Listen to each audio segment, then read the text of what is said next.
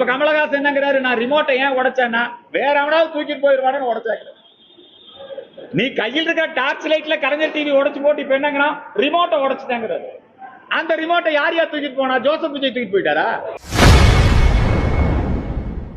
செய்தியாளர்களை சந்தித்து பேசிய இந்து மக்கள் கட்சி முன்னணி தலைவர் அர்ஜுன் சம்பத் எம்பி கமல்ஹாசனை கடுமையாக விமர்சனம் செய்துள்ளார். ஏன் நடவடிக்கை எடுக்கல? இந்த மரணங்களுக்கு காரணம் யார்? தாவேகாவா? தாவேகா மேல நடவடிக்கை எடு.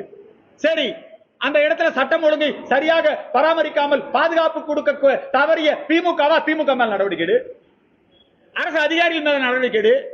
40 பேர் செத்து போயிருக்கிறான், மறுபடியும் அவன் கூட்டத்துக்கு வர்றாங்களாம். நீதிமன்றம் இதை வேடிக்கை பார்க்க கூடாது. நீதிமன்றம் நடவடிக்கை எடுக்க வேண்டும்.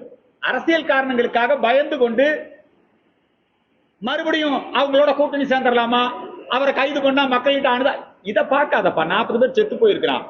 எஃப்ஐஆர் போட்டிருக்கிற, எஃப்ஐஆர்ல யார் யார் பேர் இருக்கு, அவங்க மேல என்ன நடவடிக்கை எடுத்திருக்கிற? சிபிஐ எஃப்ஐஆர்லயும் அதே பேர் இருக்குது. இத்தனை நாளாகியும் யாரையும் கைது பண்ணல.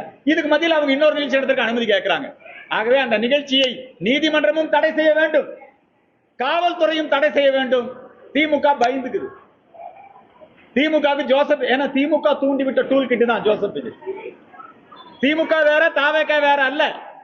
ஒவ்வொரு தேர்தலுக்கும் திமுக ஒரு நடிகனை தயார் செய்யும். கடந்த தேர்தலே மக்கள் நீதி மையத்தை தயார் செய்தது கமலஹாசனை வைத்திருந்தது. இப்ப கமலஹாசன் என்னங்கிறாரு, நான் ரிமோட்டை ஏன் உடைச்சேன்னா வேற எவனாவது தூக்கிட்டு போயிருவானு உடைச்சாங்க. நீ கையில் இருக்க டார்ச் லைட்ல கலைஞர் டிவி உடைச்சு போட்டு இப்ப என்னங்கிறான், ரிமோட்டை உடைச்சிட்டாங்கிறாரு. அந்த ரிமோட்டை யார் தூக்கிட்டு போனா? ஜோசப் விஜய் தூக்கிட்டு போயிட்டாரா? அதே கமலஹாசன் தான் இப்ப ஜோசப் விஜய். என்னெல்லாம் திமுக சொல்லுதோ அதையெல்லாம் இவங்க ரெண்டு பேர்த்தோட நோக்கம் என்ன? பிஜேபி பக்கம், ஏடிஎம்கே பக்கம் ஓட்டு போயிடக்கூடாது.